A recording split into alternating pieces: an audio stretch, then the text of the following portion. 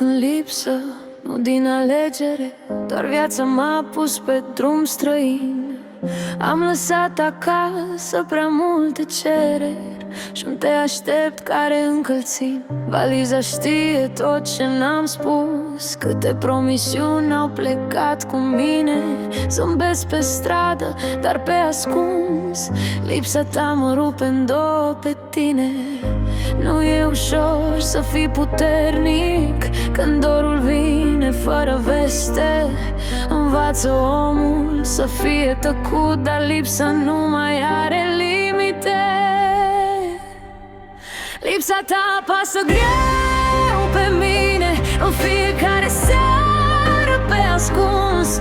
Muncesc departe pentru zile mai bune, dar plătesc cu tot ce-am pus. Lipsa ta apasă greu pe mine în fiecare seară pe ascuns. Muncesc departe pentru zile mai bune, dar plătesc cu tot ce-am pus.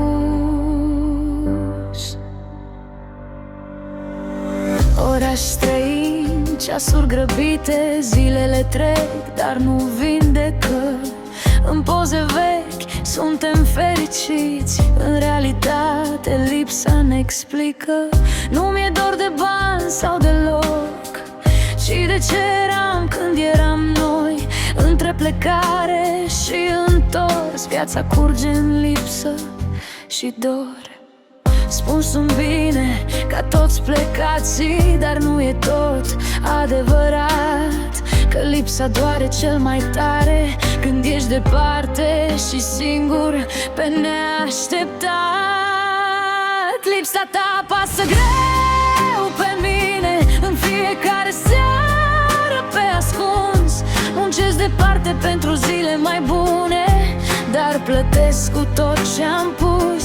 Lipsa ta apasă greu pe mine în fiecare seară pe ascuns.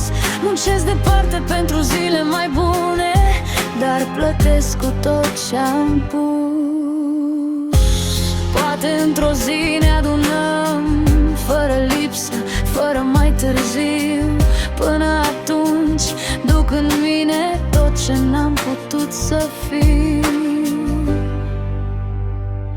Vreau strofele astea pentru o melodie de 4000.